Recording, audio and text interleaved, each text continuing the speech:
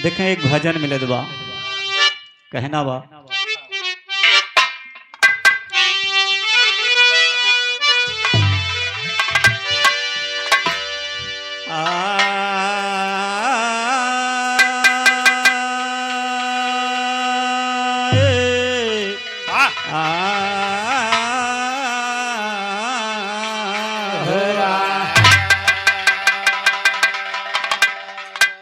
हे भैया हर थोड़े दिन में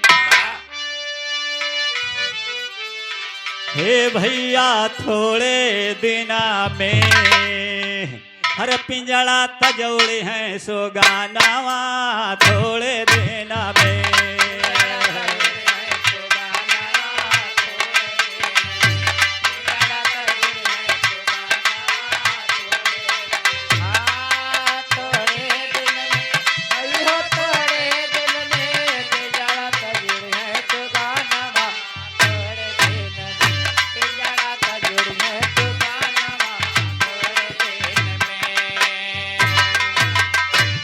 कहने का मतलब है दोस्तों अभी सवेरा है संभल जाओ थोड़ा ही दिन का समय है सही काम करो 5 तत्व को लेकर के ये पिंजड़ा गया बनाया 5 तत्व को लेकर के ये पिंजड़ा गया बनाया अपार ब्रह्म परमेश्वर जिसमें जीव अंश बैठाया हर पाया वेदों से लिखा नवा थोड़े दिन में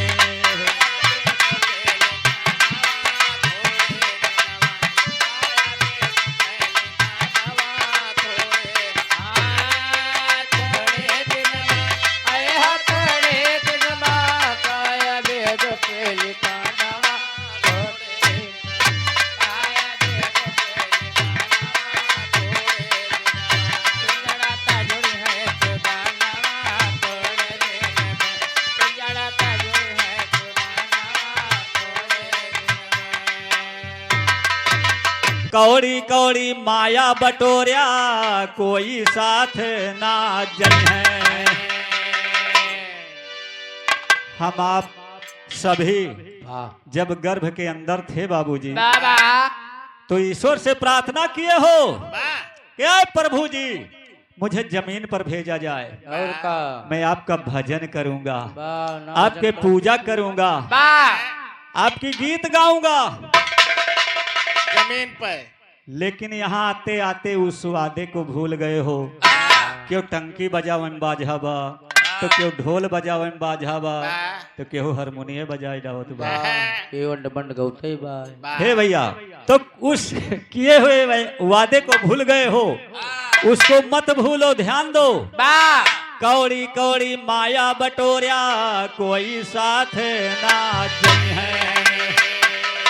धन दौलत या महल या टारी अरे यही धरा रही जई है छूटी जई है सब खजानावा थोड़े देना में सब खजानावा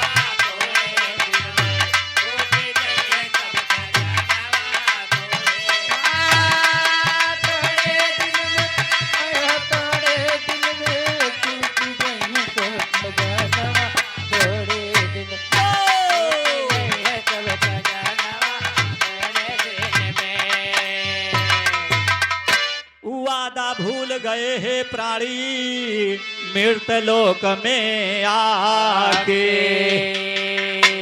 वादा भूल गया है प्राणी मृत लोक में आके काम क्रोध मद लोभ मा फंसी के इधर उधर तू झाके और ताके दिन भराते ओ दीनावा थोड़े दिन में ताके अन भल राते ओ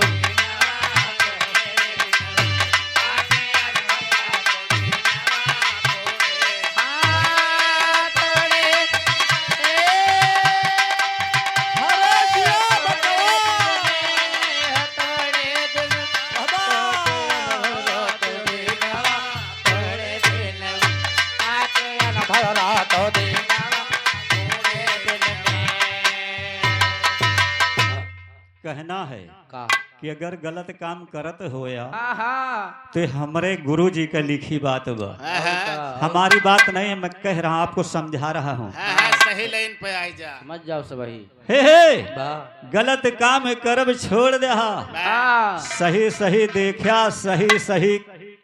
क्या, और का सही सही सही चलिया। बा गलत चलबे तो पाछे हमारे सब गलत अपन अपन हाथ गोड़ पकड़ सुबह चले हाँ। हे भैया बा छोड़ छल कपट झटिए प्राणी, भज गुरु सीताराम। या भैया के ले लिए भैया के छोड़ छल कपट झटिए प्राणी, भज गुरु सीताराम। छल कपट झटिए प्राणी, भज गुरु सीताराम। सीताराम रंग में रंग के, हरे अजय भे माधो राम, बाल राम लेखे गानावा थोड़े दिन।